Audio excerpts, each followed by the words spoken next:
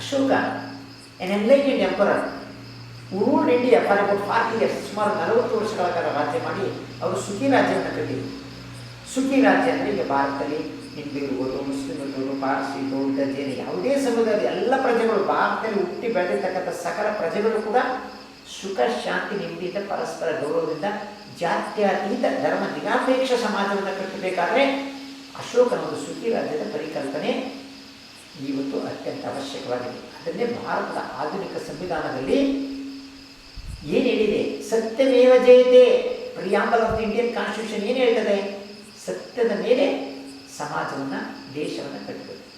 ಅದರಲ್ಲಿ we the people of India, ಭಾರತೀಯರಾದಂಥ ನಾವು, year by sovereign declared India is a sovereign supreme power. ಯಾವುದು supreme?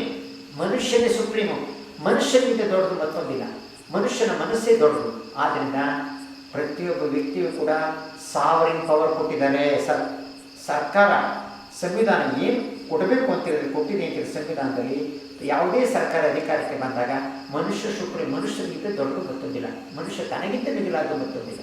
ಆದ್ದರಿಂದ sovereign power ಮನುಷ್ಯನಿದೆ. Sovereign social, ಸಮಾಜವಾದ, all the factors of production, ಉತ್ಪಾದನಾ ಹಂತಗಳು ಸರ್ಕಾರದಿಂದ ಇರಬೇಕು. ಯಾಕಂದರೆ ಸರ್ಕಾರ ನಮ್ಮದು ಜಾತ್ಯತೀತ ಧರ್ಮ ನಿರಾಪೇಕ್ಷ. ಅಂದರೆ ಭಾರತದಲ್ಲಿ ಯಾವುದೇ ಜಾತಿ, ಮತ, ಧರ್ಮ ಇರಲಿ, ಯಾರೇ ಇರಲಿ, ಭಾರತದ ಹೆಬ್ಬಾಗಿಲು ಸರ್ವರಿಗೂ ತೆರೆದಿದೆ. ಎಲ್ಲರೂ ಬರ್ಬೋದು, ಇಲ್ಲಿ ಬದುಕ್ಬೋದು, ಬಾಳ್ಬೋದು, ಜ್ಞಾನ ಪಡ್ಬೋದು. ಪ್ರಪಂಚವೇ ನಾವೇ ಪ್ರಪಂಚ. ಡೆಮಾಕ್ರೆಟಿಕ್ ಪ್ರಜಾಪ್ರಭುತ್ವ, ಮಾನವನೇ ಸುಪ್ರೀಂ. ಈ ಪ್ರಜಾಪ್ರಭುತ್ವದಲ್ಲಿ ವ್ಯಕ್ತಿ ಸ್ವಾತಂತ್ರ್ಯ ಬಹಳ ಮುಖ್ಯ. ಇಂತಹ ಪ್ರಜಾಪ್ರಭುತ್ವದಲ್ಲಿ ಮನುಷ್ಯ ಒಂದು ಸುಖಿ ರಾಜ್ಯವನ್ನು ಕಟ್ಟಬಹುದು. ಹಾಗೆಯೇ ರಿಪಬ್ಲಿಕ್, ಡೆಮಾಕ್ರೆಟಿಕ್ ರಿಪಬ್ಲಿಕ್ ಅಂದರೆ the first citizen of the state, the president of India.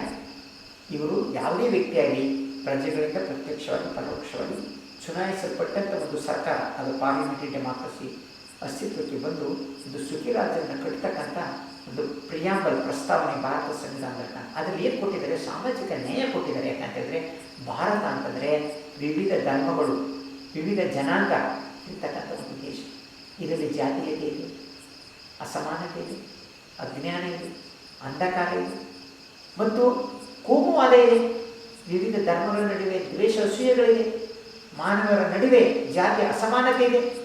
ಊರೇನೋ ಕಟ್ಟಿದ್ರು, ಕೇರಿ ಕಟ್ತವ್ರೆ. ಒಂದು ಕೇರಿ ಮತ್ತೊಂದು ಕೇರಿಗೆ ತುಂಬ ಹತ್ತಿರದಲ್ಲಿದ್ದರೂ ಕೂಡ ದೂರ ಇದ್ದಾರೆ. ಒಬ್ಬರಿಗೊಬ್ಬರು ಯಾವುದು ಅಂತ ಮಾನವ ಸಂಬಂಧಕ್ಕೆ ಕೊರತೆ ಆಗಿದೆ. ಈ ಜಾತಿಯ ವ್ಯವಸ್ಥೆ ಹೇಗಿದೆ ಅಂತ ಹೇಳಿದ್ರೆ ಹೈರಾರ್ಕಿಕಲ್ ಸೊಸೈಟಿ, ಶ್ರೇಣೀಕೃತ ಸಮಾಜ. ಮೇಲೆ ಹೋಗ್ತಾ ಗೌರವ, ಕೆಳಗಡೆ ಹೋಗ್ತಾ ತಾತ್ಸಾರ. ಆದ್ದರಿಂದ ಈ ಅಸಮಾನತೆಯಿಂದ ಭಾರತದಲ್ಲಿ ಸುಮಾರು 2000-3000 ವರ್ಷಗಳಿಂದ ಭಾರತ ಅಜ್ಞಾನ, ಅಂಧಕಾರ, ಜಾತಿ ಅಂತಕ್ಕಂಥ ಒಂದು ರೋಗ, ಡಿಸೀಸ್. ಅದಕ್ಕೆ ಸಂವಿಧಾನದಲ್ಲಿ ಸಾಮಾಜಿಕ ನ್ಯಾಯ ಕೊಡುವುದರ ಮೂಲಕ ಕಟ್ಟ ಕಡೆಯ ಮನುಷ್ಯರಿಗೆ ಮೊಟ್ಟ ಮೊದಲ ಆದ್ಯತೆ, ಅವರಿಗೆ ಶಿಕ್ಷಣ ಕೊಡಬೇಕು, ಅವರಿಗೆ ಉದ್ಯೋಗ ವ್ಯವಸ್ಥೆ ಮಾಡಿಕೊಡ್ಬೇಕು, ಅವರ ಬದುಕು ಸಾಮಾಜಿಕವಾಗಿ ಒಂದು ಗೌರವ ಬರಬೇಕು, ಆರ್ಥಿಕ ಸುಧಾರಣೆ ಆಗಬೇಕು, ಧಾರ್ಮಿಕವಾಗಿ ಅವರು ಬಿಡುಗಡೆಯಾಗಬೇಕು. ಆದ್ದರಿಂದ ಶೈಕ್ಷಣಿಕ, ಆಧ್ಯಾತ್ಮಿಕ, ಸಾಮಾಜಿಕ ಮತ್ತು ಈ ಸಮಾನತೆಯನ್ನು ಕೊಡ್ತಕ್ಕಂಥ ಒಂದು ವ್ಯವಸ್ಥೆಗಾಗಿ ಒಂದು ಸಾಮಾಜಿಕ ನ್ಯಾಯ ಯಾವುದಲ್ಲಿ ಸಾಮಾಜಿಕವಾಗಿ, ರಾಜಕೀಯವಾಗಿ, ಧಾರ್ಮಿಕವಾಗಿ ಅವರು ಸುಧಾರಣೆಯನ್ನು ಮಾಡಿದಾಗ ಕಟ್ಟ ಕಡೆಯ ಮನುಷ್ಯನಿಗೆ ಮೊಟ್ಟ ಮೊದಲ ಹಾಗೆ. ಹಾಗೆ ಹಿಂದುಳಿದ ವರ್ಗ ಅಲ್ಲೂ ಕೂಡ ಕಷ್ಟ ಇದೆ. ಭಾರತದಲ್ಲಿ ಅಲ್ಪಸಂಖ್ಯಾತರು, ಅವ್ರಿಗೂ ಕಷ್ಟ ಇದೆ. ಅವ್ರಿಗೂ ಕೂಡ ವಿಶೇಷ ಸವಲತ್ತುಗಳನ್ನು ಒಳಗೊಂಡಂಥ ಭಾರತ ಎಲ್ಲರೂ ಕೂಡ ಸರ್ವರ ಹಿತಕ್ಕಾಗಿ ಒಂದು ಸಾಮಾಜಿಕ ನ್ಯಾಯ. ಅಲ್ಲಿ ಮಾತ್ರ ನ್ಯಾಯ ಅಂದರೆ ಜಸ್ಟಿಸ್ ಅಂದರೆ ಸತ್ಯ, ಸಮಾನ, ಲಿಬರ್ಟಿ. ಭಾರತದಲ್ಲಿ ಶಿಕ್ಷಣ, ಸ್ವಾತಂತ್ರ್ಯ, ಮನುಷ್ಯನಿಗೆ ಸ್ವಾತಂತ್ರ್ಯ ಬರಬೇಕು. Freedom of speech, expression, belief, faith and worship. ಅವರಿಗೆ ಯಾವುದೋ ವ್ಯಕ್ತಿಗೂ ಮಾತನಾಡ್ತಕ್ಕಂಥಕ್ಕೆ, ತನ್ನ ಅಭಿಪ್ರಾಯವನ್ನು ಮಂಡಿಸ್ತಕ್ಕಂಥ, ತನ್ನಿಷ್ಟ ಬಂದ ಧರ್ಮವನ್ನು ಅನುಸರಿಸ್ಬೋದು, ತನ್ನ ಇಷ್ಟ ಬಂದ ದೇವರನ್ನ ಪೂಜೆ ಮಾಡೋದು, ಅದು ಅವ್ರ ಚಾಯ್ಸು. ಇನ್ನೊಬ್ಬರ ಮೇಲೆ ಏನು ಕೂಡುದು. ಯಾಕಂತಂದರೆ ಭಾರತ ಯಾವುದೇ ಕಾರಣಕ್ಕೂ ಒಂದು ಜಾತಿ ಮತ್ತು ಧರ್ಮಕ್ಕೆ ಸೀಮಿತವಲ್ಲ. ಇದು ಐತಿಹಾಸಿಕವಾಗಿ ಪೂರ್ವವಾಗಿದೆ.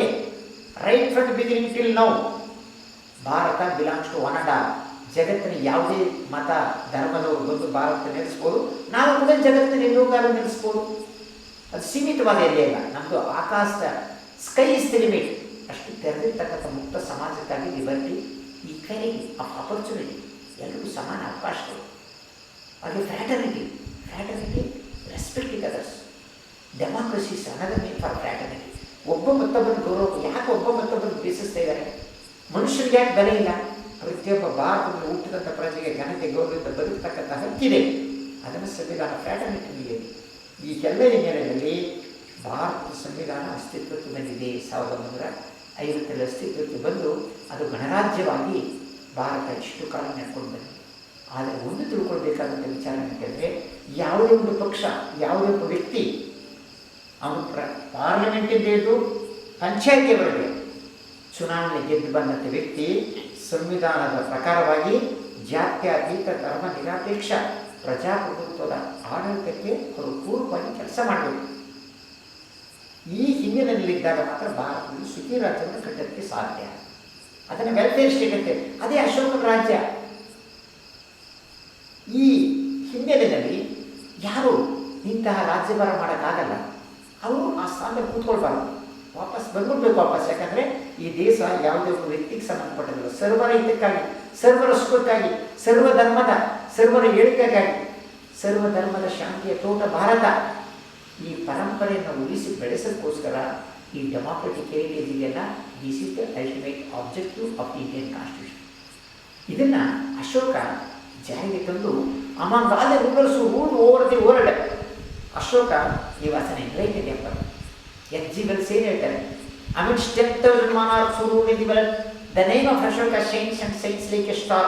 His name is still honored from all over Japan. ಇತಿಹಾಸದ ಬಾಂಧವದಲ್ಲಿ ಸಾವಿರಾರು ರಾಜ ಮಹಾರಾಜರು ಆಳ್ವಿಕೆ ಮಾಡಿದ್ದಾರೆ. ನೆಪೋಲಿಯನ್ ಇರ್ಬೋದು, ಅಗಸ್ಟಸ್ ಸೀಸರ್, ಜೂಲಿಯಸ್ ಸೀಸರ್, ಎಂಥದೇ ರಾಜ ಮಹಾರಾಜರು ಇರ್ಬೋದು. Even Alexander the great, he wants to conquer the whole world. He witness the primitive. But Ashoka still remain. ಇತಿಹಾಸದ ಬಾಂಧವದಲ್ಲಿ ಇವತ್ತು ಕೂಡ ಧ್ರುವತಾರಕ್ಕೆ ಮೆರೀತಾ ಇದ್ದಾರೆ. ಅವರ ಹೆಸರು ಇನ್ನೂ ಕೂಡ ಜಗತ್ತಿಗೆ ಬೆಳಕಾಗಿದೆ. ಯಾಕೆ ಅಂತ ಹೇಳಿದ್ರೆ, ಭಾರತದಲ್ಲಿ ಒಂದು ಸುಖಿ ರಾಜ್ಯವನ್ನು ಕಟ್ಟಿದ್ರು. ಯಾವುದೇ ಒಬ್ಬ MLA ಇರ್ಬೋದು, MP ಇರ್ಬೋದು, ಯಾವುದೇ ದೇಶ ಆಳ್ತಕ್ಕಂಥ ಯಾವುದೇ ವ್ಯಕ್ತಿ ಇರ್ಬೋದು, ಅವರು ಅಶೋಕನ ಆದರ್ಶವಾಗಿ ಅವರು ರಾಜ್ಯಭಾರ ಮಾಡಿದಾಗ ಭಾರತದಲ್ಲಿ ಶಾಂತಿ ಇರ್ತದೆ, ಅಭಿವೃದ್ಧಿ ಇರ್ತದೆ. ಒಬ್ಬರ ಮೇಲೆ ಮತ್ತೊಬ್ಬರು ದ್ವೇಷಕ್ಕಾಗಿ, ಯಾವುದೋ ಪಟ್ಟಭದ್ರ ಹಿತಾಸಕ್ತಿಗಾಗಿ, ಸ್ವಾರ್ಥಕ್ಕಾಗಿ ರಾಜಕಾರಣ ಮಾಡಿದಾಗಲ್ಲ. ಧಾರ್ಮಿಕ ನೆಲೆಗಟ್ಟ ಮೇಲೆ ಒಬ್ಬರ ಮೇಲೆ ಮತ್ತೊಬ್ಬರು ದ್ವೇಷಿಸಿದಾಗ ಶಾಂತಿಯಲ್ಲಿ ಅಸಮಾನತೆ, ದ್ವೇಷ, ಹಿಂಸೆ ಎಲ್ಲಿ ಅಸ್ತಿತ್ವವಿರುತ್ತದೆ, ಅಲ್ಲಿ ಮಾನವನ ಬೆಳವಣಿಗೆ ಆಗುವುದಿಲ್ಲ. ಆದ್ದರಿಂದ ಯಾವುದೇ ಒಂದು ದೇಶದಲ್ಲಿ, ಆದರೂ ಭಾರತದಲ್ಲಿ ಮಾತ್ರ ರಾಷ್ಟ್ರ ಫಸ್ಟು, ಧರ್ಮ ನೆಕ್ಸ್ಟ್. ಸಂವಿಧಾನದ ಅಧೀನದಲ್ಲಿ ಧರ್ಮ ಇರಬೇಕಲ್ಲದೆ ಧರ್ಮದ ಅಧೀನದಲ್ಲಿ ಸಂವಿಧಾನ ತರಕ್ಕೆ ಸಾಧ್ಯವಿಲ್ಲ. ಈ ಎಲ್ಲ ಹಿನ್ನೆಲೆಯಲ್ಲಿ ಈಗಾಗಲೇ ಇತಿಹಾಸದಲ್ಲಿ ಅನೇಕ ಅನುಭವಗಳಾಗಿದೆ. Ancient India built an impressive culture and civilization. ಯಾವ ಸಿವಿಲೈಸೇಷನ್? ಬುದ್ಧರ, ಅಶೋಕನ ನಾಗರಿಕತೆಯ ಸಾಂಸ್ಕೃತಿಕ ಪರಂಪರೆ. ಈ ಮೊದಲೇ ಇದ್ದಂಥ ಸಾಂಪ್ರದಾಯಿಕವಾದಂಥ ಮನುಧರ್ಮಶಾಸ್ತ್ರ ಇದೆಯಲ್ಲ, ಅದಿತ್ತು. ಅದು ಕೆಲವು ಕಾಲ ಆಳ್ವಿಕೆ ಮಾಡ್ಕೊಂಡು ಬಂತು. ಅದಕ್ಕೆ ಅದು ಹೋಯಿತು, ಅದು ಸರಿಯಿಲ್ಲ ಅಂತ ಹೇಳಿದಾಗ ಬ್ರಿಟಿಷರು ಅನೇಕರೆಲ್ಲ ರಾಜ್ಯಭಾರ ಮಾಡ್ಕೊಂಡು ಬಂದಿದ್ದಾರೆ. ಎಲ್ಲ ಬಂದರು, ಸಿರಿಯನ್ಸು, ಬ್ಯಾಕ್ಟ್ರಿಯನ್ಸು, ಆರ್ಯನ್ಸು, ಪೋರ್ಚುಗೀಸು, ಫ್ರೆಂಚು, ಡಚ್ಚು, ಬ್ರಿಟಿಷರು ಸುಮಾರು 200 ವರ್ಷಗಳ ಕಾಲ ಆಳ್ವಿಕೆ ಮಾಡಿ ಭಾರತಕ್ಕೆ ಅವ್ರು ಬಿಟ್ಟು ಹೋಗುವಾಗ ಒಂದು ಸಾಂವಿಧಾನಿಕವಾಗಿ ಒಂದು ಕಾನೂನು ಚೌಕಟ್ಟಿನಲ್ಲಿ ಸಂವಿಧಾನದಲ್ಲಿ ವ್ಯವಸ್ಥೆಯಲ್ಲಿ ಅಧಿಕಾರ ಹಸ್ತಾಂತರ ಮಾಡಬೇಕು ಅಂತ ಸಂವಿಧಾನವನ್ನು ತಯಾರು ಮಾಡಬೇಕು, ಸಿದ್ಧತೆ ಮಾಡಬೇಕು ಅಂತ ಹೇಳಿದಾಗ ಭಾರತದಲ್ಲಿ ಗೋ ಬ್ಯಾಕ್ ಸೈಮನ್ ಅಂತ ಹೇಳ್ತು ಕಾಂಗ್ರೆಸ್. ಆಗ ಅವರು ಬ್ರಿಟಿಷ್ ಹೇಳ್ತಾರೆ, ನೋಡಿ ನಾವು ನಿಮಗೆ ಸ್ವಾತಂತ್ರ್ಯವನ್ನು ಕೊಡ್ತೀವಿ, ಒಂದು ಸಂವಿಧಾನವನ್ನು ತಯಾರು ಮಾಡಿ ಸಂವಿಧಾನಕ್ಕೆ ಅಧಿಕಾರನ ಹಸ್ತಾಂತರ ಕೊಡ್ತೀವಿ. ವ್ಯಕ್ತಿಗೆ ಸ್ವಾತಂತ್ರ್ಯ ಕೊಡೋಕ್ಕಾಗಲ್ಲ, ಅವರು ಡಿಕ್ಟೇಟರ್ ಆಗಿರ್ತಾನೆ. ಒಂದು ಸಂವಿಧಾನದ ವ್ಯವಸ್ಥೆಗೆ ನಾವು ಅಧಿಕಾರನ ವರ್ಗಾವಣೆ ಮಾಡಬೇಕು ಅಂದಾಗ ಯಾರು ಸವಾಲು ತಗೊಳ್ತೀವಿ ಅಂತ ಹೇಳಿದಾಗ Motilal Nehru, the father of Jawaharlal Nehru, Motilal Chittaranjan Das ಇವರಿಬ್ಬರು ಆ ಸವಾಲು ತೆಗೆದುಕೊಂಡು ಒಂದು ಸಂವಿಧಾನವನ್ನು ಬರೀತಾರೆ. 1927 ಸೈಮನ್ ಕಮಿಷನ್ 27 ಆದಮೇಲೆ 28, 29 ಈ ಸಂವಿಧಾನದಲ್ಲಿ ಅದನ್ನು ನೆಹರು ರಿಪೋರ್ಟ್ ಅಂತ ಕರೀತಾರೆ. ಈ ನೆಹರು ರಿಪೋರ್ಟ್ ಸಂವಿಧಾನವನ್ನು ಯಾರೂ ಒಪ್ಪಲಿಲ್ಲ. ಹಿಂದೂ ಮಹಾಸಭಾ ಒಪ್ಪಲಿಲ್ಲ, ಮುಸ್ಲಿಂ ಲೀಗ್ ಒಪ್ಪಲಿಲ್ಲ, ಅನ್ಟಚಬಲ್ಸ್ ಲೀಡರ್ ಅಂಬೇಡ್ಕರ್ ಒಪ್ಪಲಿಲ್ಲ, ಪ್ರಿನ್ಸ್ಲಿ ಸ್ಟೇಟ್ ಕೂಡ ಒಪ್ಪಲಿಲ್ಲ. ಯಾಕಂದರೆ ಅಲ್ಲಿ ಎಲ್ಲರಿಗೂ ನ್ಯಾಯ ಸಿಕ್ಕಿರಲಿಲ್ಲ. ಆದ್ದರಿಂದ ಈ ನೆಹರು ರಿಪೋರ್ಟ್ ಇದೆಯಲ್ಲ, it was considered as an ugly constitution. It was thrown to the dustbin ಬಿಸಾಕಿ.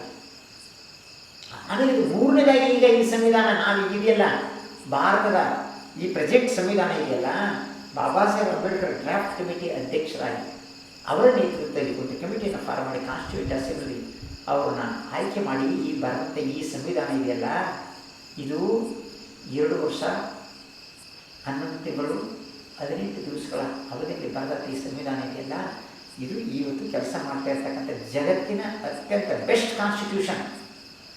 ಈ ಸಂವಿಧಾನ ಎಲ್ಲರೂ ಕೂಡ ಅಂಬೇಡ್ಕರ್ ಹೇಳ್ತಾರೆ, by submitting the Indian constitution, I have written this constitution, it is flexible, it is adaptable, it is adjustable to this land. If anything goes wrong in the constitution, fault is not lies in the constitution, fault lies in the person who handles this constitution. ಈಗಿರ್ತಕ್ಕಂಥ ವರ್ತಮಾನದ ಸಂವಿಧಾನ ಭಾರತದ ಸರ್ವ ಜನರ ಹಿತಕ್ಕಾಗಿ ಸುಖಕ್ಕಾಗಿ ಎಲ್ಲ ರೀತಿಯೂ ಒಳ್ಳೆಯದನ್ನು ಹಿತಕರವಾಗಿ ಮಾಡಿದೆ. ಏನು ಬರೀ ಫಂಡಮೆಂಟಲ್ ರೈಟ್ಸ್ ಅಂತ ತಿಳ್ಕೊಬೇಡಿ. The directive principles of state policy, ಏನು ಡೈರೆಕ್ಟಿವ್ ಪ್ರಿನ್ಸಿಪಲ್? ರಾಷ್ಟ್ರ ನಿರ್ದೇಶಕತೆ, right to our education, right to our ಮತ್ತು ಫ್ರೀಡಮ್ ಆಫ್ ವರ್ಸಿಂಗ್ ಎಲ್ಲವನ್ನೂ ಡೈರೆಕ್ಟಿವ್ ಪ್ರಿನ್ಸಿಪಲ್ ಅಷ್ಟು. Legislature, executive, judiciary, state and central ಕೇಂದ್ರ ಮತ್ತು ರಾಜ್ಯಗಳ ಸಂಬಂಧ ಮತ್ತು ಪಂಚಾಯತ್ ರಾಜ್ ಎಲ್ಲವನ್ನು, ಮತ್ತು ಎಲ್ಲಕ್ಕಿಂತ ಹೆಚ್ಚಾಗಿ the internal policy, the constitution and foreign policy. ಏನು foreign policy? The non alignment, ಆಳಿತ ನೀತಿ.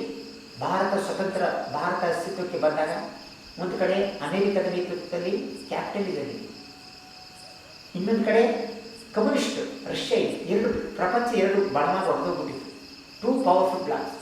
ಆಗ ಭಾರತದ ಸಂವಿಧಾನದಲ್ಲಿ ಫಾರಿನ್ ಪಾಲಿಸಿ ನಾನ್ ಅಲೈನ್ಮೆಂಟ್, ನಾವು ಅಮೇರಿಕದ ಕಡೆಗೂ ಸೇರೋದಿಲ್ಲ, ರಷ್ಯಾದ ಕಡೆಗೂ ಸೇರಿ ನಾವು ನ್ಯೂಟ್ರಲ್ ಆಗಿರ್ತೀವಿ, ಅವಶ್ಯಕತೆ ಬಂದಾಗ ಯಾರು ಅವ್ರ ಜೊತೆಗಿರಬೇಕು ನಾವು ಗೊತ್ತೇ ಇರಬೇಕು. ನಾನ್ ಅಲೈನ್ಮೆಂಟ್, ಆಳಿತ ನೀತಿಯನ್ನು ಅನುಸರಿಸಿ. We do not belong to any blocs of the world, we are independent. ಅದು ನಾನು ಡೈನಮಿಕ್ ನ್ಯೂಟ್ರಾಲಿಟಿ ಈ ಆಳಿತ ನೀತಿಯ ಜೊತೆಗೆ ಅವಶ್ಯಕತೆ ಬಂದಾಗ ನಮ್ಮ ಅವಶ್ಯಕತೆಗೆ ಅನುಗುಣವಾಗಿ ನಾವು ರಷ್ಯಾ ಪರವಾಗಿ ಸೇರ್ಕೊಳ್ಬೋದು. ರಷ್ಯಾ ಜೊತೆ ಅಗ್ರಿಮೆಂಟ್ ಆಗಿದೆ. ಅಮೆರಿಕದ ಜೊತೆಗೂ ಕೂಡ PR-485 ನಾವು ತಗೊಂಡಿದ್ದೀವಿ. ಆದ್ದರಿಂದ dynamic peaceful settlement of international disputes ಅಂದರೆ ವಿಶ್ವದ ಶಾಂತಿಯನ್ನು ಕಾಪಾಡಬೇಕಾದ್ರೆ ನಾವು ಮತ್ತು ಪಾಕಿಸ್ತಾನ, ನಾವು ಮತ್ತು ಬಾಂಗ್ಲಾದೇಶ, ನಮ್ಮ ಭಾರತ ಮತ್ತು ಚೀನಾದಲ್ಲಿ ಯಾವುದೇ ಸಮಸ್ಯೆ, ಅಥವಾ ನಾವು ಮತ್ತು ಶ್ರೀಲಂಕಾ, ನಮ್ಮ ನೆರೆಹೊರೆಯ ರಾಷ್ಟ್ರಗಳ ಜೊತೆಗೆ ಯಾವುದೇ ಸಮಸ್ಯೆ ಬಂದರೂ ಕೂಡ ಶಾಂತಿ ರೀತಿಯಲ್ಲಿ ನಾವು ಬಗೆಹರಿಸ್ತೀವಿ. ನಾವು ಯುದ್ಧ ಮಾಡೋ ಅವಶ್ಯಕತೆ ಇಲ್ಲ. War begins war. ಯುದ್ಧ never in the world hated ceases by hated ceases by love. This is the Sanatana. What is Sanatana? ಬುದ್ಧರು ಹೇಳ್ತಾರೆ, ಜಗತ್ತಿನಲ್ಲಿ ಹಿಂಸೆಯನ್ನು ಎಂದು ಕೊನೆಗಾಣಿಸಲು ಸಾಧ್ಯವಿಲ್ಲ, ದ್ವೇಷವನ್ನು ಕೊನೆಗಾಣಿಸಲು ಸಾಧ್ಯವಿಲ್ಲ. ದ್ವೇಷವನ್ನು ಪ್ರೀತಿಯಿಂದ, ಶಾಂತಿಯಿಂದ, ನಾವು ಪ್ರೀತಿ ವಿಶ್ವಾಸಗಳಿಂದ ನಾವು ಸುಖ ಶಾಂತಿಯಲ್ಲಿ ಬೆಳೆದುಕೊಳ್ಳುವುದು. ದಿಸ್ ಇಸ್ ದಿ ಸನ. What is Sanatana? Is unchanging, the ultimate truth, the humanity. Like a mother looking after the son, ಮತ್ತ like a father looking after the children. Ashoka ruled this country. ಯಾವ ರೀತಿ ರಾಜ್ಯಭಾರ ಮಾಡಿದ? ಒಬ್ಬ ತಂದೆ ತನ್ನ ಮಕ್ಕಳನ್ನ ಯಾವ ರೀತಿ ಕಾಪಾಡೋಕೆ? ಅಶೋಕನ ರಾಜ್ಯ ಈಗಲೂ ಬೇಕು, ನಿನ್ನೆಗೂ ಇರಬೇಕು, ನಾಳೆ ಬೇಕು. Peaceful settlement of international British. Anti colonialism ಅಂದರೆ ನಾವು ವಸಾಹತುಶಾಹಿಯನ್ನು ವಿರೋಧಿಸ್ತೀವಿ, ವಿದೇಶಿಯರ ರೀತಿಯನ್ನು ನಾವು ಇರೋಕ್ಕಾಗಲ್ಲ. ಆ್ಯಂಟಿ ರೇಸಿಯಲಿಸಮ್, ವರ್ಣಭೇದ ನೀತಿಯನ್ನು ವಿರೋಧಿಸ್ತಾ ಇದ್ದೀವಿ. ಕಪ್ಪು ಬೆಳಕು ಅಂತಕ್ಕಂಥ ಜಾತಿ ಭೇದ ಅದನ್ನು ನಿರಾಕರಿಸಿ ಸಮಾನತೆ ಆ್ಯಂಡ್ ಸಪೋರ್ಟಿಂಗ್ ಟು UN, ವಿಶ್ವಸಂಸ್ಥೆಗೆ ಸಹಾಯ ಮಾಡಿ ವಿಶ್ವಶಾಂತಿಗಾಗಿ ನಾವು ಕೊಡುಗೆ ಕೊಡ್ತೀನಿ. ಇದ್ರ ಜೊತೆಗೆ ಪಂಚಶೀಲ ಪ್ರಿನ್ಸಿಪಲ್ ಸಾಕಾಗ್ತಾಗಿದೆ. ಪೀಸ್ಫುಲ್ ಕೋಎಕ್ಸಿಸ್ಟೆನ್ಸ್, ಪೀಸ್ಫುಲ್ ಸಪೋರ್ಟ್, ಒಬ್ಬರಿಗೊಬ್ಬರು ಪರಸ್ಪರ ಪ್ರೀತಿ ವಿಶ್ವಾಸಗಳನ್ನು ಬರೀತಕ್ಕಂಥ ಪಂಚಶೀಲವನ್ನು ಕೂಡ ವಿದೇಶಾಂಗ ನೀತಿಯಲ್ಲಿ ಅಳವಡಿಸಲಾಗಿದೆ. Internal policy and external policy.